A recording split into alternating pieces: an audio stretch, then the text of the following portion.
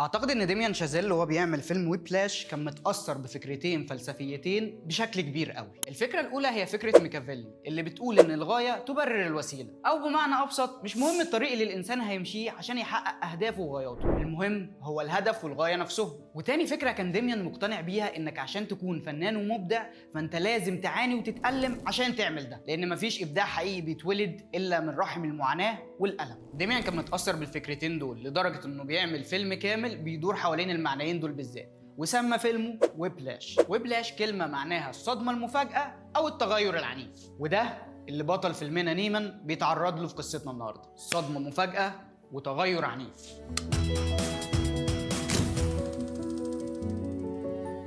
بنتعرف على بطلنا اندرو نيمان، واللي بنلاقيه مجرد شاب بسيط وانطوائي. اندرو ملوش شله صحاب يقضي يوم معاهم، ولا مرتبط ببنت حد. كمان اندرو مش غني ولا حتى بيحاول يعمل ده. بطلنا هو بطل عادي شبهنا كلنا. اندرو ما عندوش اي ميزه غير ان عنده حلم انه يكون اعظم عازف طبول والناس تتكلم عنه وعن فنه. وقصاد العالم العبثي والحياه السخيفه اللي بيعيشها اندرو مش بيكون قدامه غير سلاح واحد عشان يحقق بيه حلمه، والسلاح ده هو الطبلة بتاعته. لكنها بتكون سلاح ذو حدين، قادر يحقق بيه حلمه او يقضي على نيمان للابد. وده اللي داميان شازيل هيشاور لنا عليه في رمزيه جميله، لما نيمان بيفضل يتدرب بالساعات لحد ما ايده بتنزف على الطبله، وبيركز شازيل على الطبله وهي غرقانه دم كانه بيسالنا سؤال: هل الطبله هنا هي سلاح نيمان اللي عليه دم زيه زي اي سيف مبارز انتصر في حربه، ولا الدم ده هو دم نيمان اللي بيدفعه في الرحله القاسيه دي؟ الفيلم بيبدا بان نيمان بيكون قاعد بيتدرب بعد ما كل زمايله بيروحوا وبيكونوا خلصوا تدريب، والمخرج بيقدم لنا المدرب فليتشر بطريقه عبقريه، طريقه بتوضح لنا طبيعه العلاقه اللي هتجمع المدرب الناجح والشاب الطموح نيمان. وبنعرف طبيعه العلاقه دي من نظرات انبهار فليتشر بعزيمه نيمان اللي كان قاعد بيتدرب بعد ما كل الطلبه روحت بيتها. فليتشر بيشوف في نيمان فنان طموح وفيه الجنان اللي بيدور عليه، الجنان اللي بيخلي نيمان يرمي كل حاجه ورا ظهره ويفضل يتدرب ويتدرب عشان بس يكون عازف مشهور، عشان الناس تتكلم عنه بالظبط زي ما نيمان قال لاسرته وهم بياكلوا. نيمان قال لهم انه ما عندوش مشكله انه يموت سكران ومفلس في سن صغير، بس يحقق الشهره والمجد اللي يخلي الناس يتكلموا عنه وعن فنه بعد ما يموت. نيمان ما كانش همه انه يعيش كتير او يعمل ثروه ويقعد يلعب بالفلوس، لان بالنسبه له مش دي الحياه. الحياه كلها بتتمحور في انه يكون عازف مشهور والناس عارفاه. ده كان حلم نيمان، وده المعنى الوحيد اللي نيمان شافه لحياته. نفس الحلم ده كان فليتشر بيشاركوا فيه بس بطريقه مختلفه. فليتشر كان عايز يتشهر ويبقى مدرب معروف عن طريق انه يطلع اهم عازف من تحت ايده. كان عايز يطلع شخص الناس تفضل تتكلم عنه وعن عبقريته في التدريب سنين قدام، مهما كانت الوسيله اللي هيحقق بيها ده. ودي الحاجه اللي جمعت فليتشر ونيمان، ان الاثنين بيحبوا الموسيقى وعايزين يحققوا المجد. لكن للاسف طريقه فليتشر في تحقيق غايته بتكون سخيفه ومش انسانيه بالمره. فليتشر مدرب عنيف ومغرور، ما عندوش اي مشكله من انه يشتم الطلبه بتوعه ويهزقهم ويتريق على شخصيتهم وطريقه عزفهم كمان. باختصار فليتشر كان مدرب ما عندوش خطوط حمراء، مستعد يعمل اي حاجه عشان يوصل للي هو عايزه بالظبط زي نيمان. بس الفرق ان فليتشر كان بيأذي اللي حواليه بطريقته دي. لكن بالنسبه لفليتشر ده ما كانش مهم، لانه كان عامل زي الوحش اللي مش بيتعاطف مع اي حد، لدرجه ان طريقته القاسيه دي هتسبب ضغط رهيب على تلميذ من تلاميذه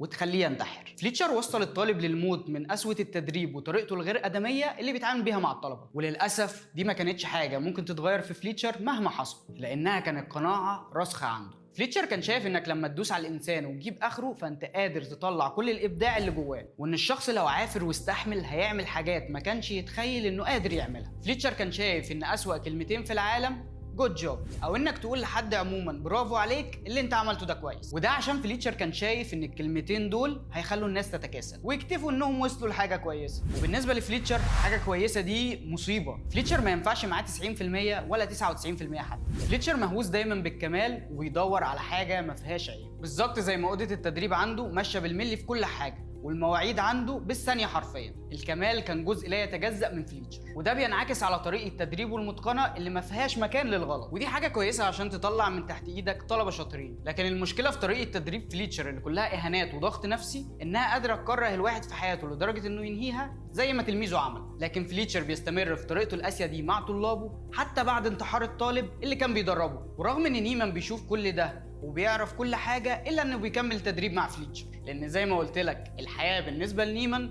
هي الموسيقى. نيمان مش بس مستعد يستحمل ضغط فليتشر ومعاملته المريضة، لا، نيمان مستعد يعمل اي حاجة عشان الموسيقى وعشان حلمه، لدرجة انه هيخاطر بحياته ويعرض نفسه للموت اكتر من مرة عشان الموسيقى، وحتى مشاعره هيدوس عليها عشان يطلع لفوق ويوصل لحلمه، وهيتخلى عن البنت اللي المفروض انهم كانوا بيحبوا بعض. نيمان مش هيشوف في حياته اي حاجة غير الموسيقى. الموسيقى سيطرت عليه وخلته يرمي كل حاجة ورا ظهره، وكل ما يحاول يبعد عن الموسيقى ويعيش حياة طبيعية زي باقي الناس، في حاجة بتشده تاني للموسيقى، او بمعنى صح هو بيدور على الموسيقى في كل حاجة حواليه، حتى لو شحات قاعد بيطبل في الشارع او ناس بتعزف في مطعم. كأن كاتب ومخرج الفيلم بيقول لنا ان الخلاص من الموسيقى شيء مستحيل، مش بس بالنسبة لنيمان، لا كمان بالنسبة للكاتب نفسه. يمكن لان الكاتب ونيمان واحد، او بمعنى اصح الاثنين مروا بنفس التجربه. ديميان شازيل بيقول ان فيلم ويبلاش مبني على قصه حقيقيه، قصه استوحاها المخرج من حياته الشخصيه لما كان عازف زمان، والمدرب بتاعه كانت طريقته عنيفه بالظبط زي فليتشر. ورغم ان المخرج بدا حياته في الاول كعازف، لكن قرر يسيب الموسيقى عشان يركز في شغله كمخرج، الا انه حتى وهو مخرج ما قدرش يعمل ده. كفايه انك تعرف انه اخرج افلام زي جاينا ميدلين اون بارك بنش،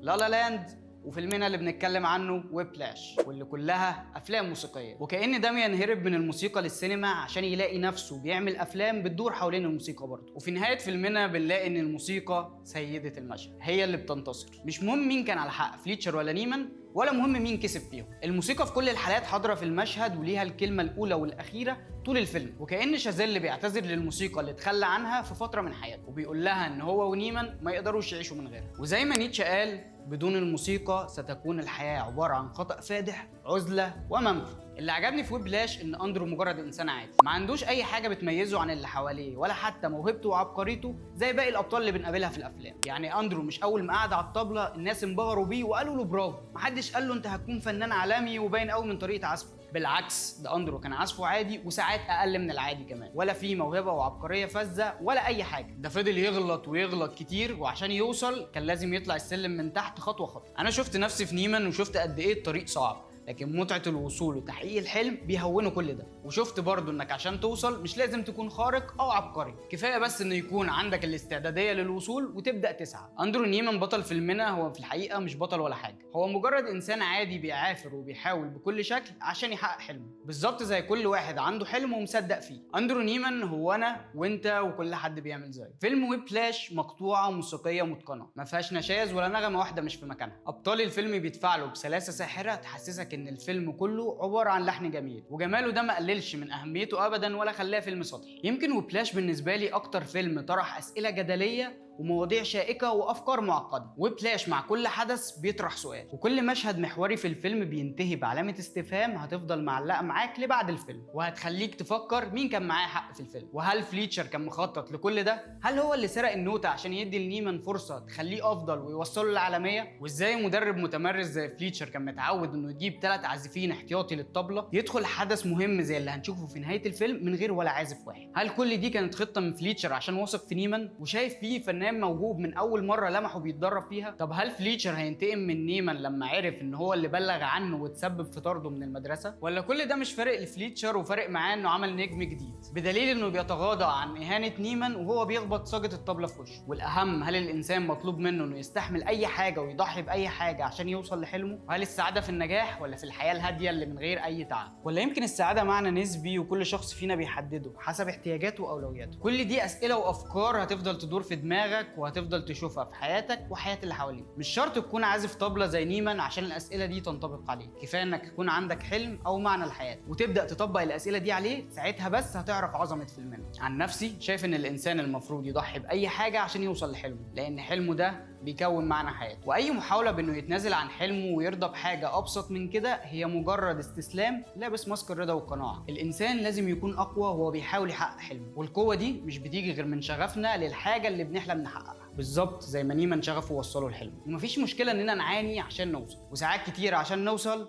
بنحتاج ويبلاش. سلام.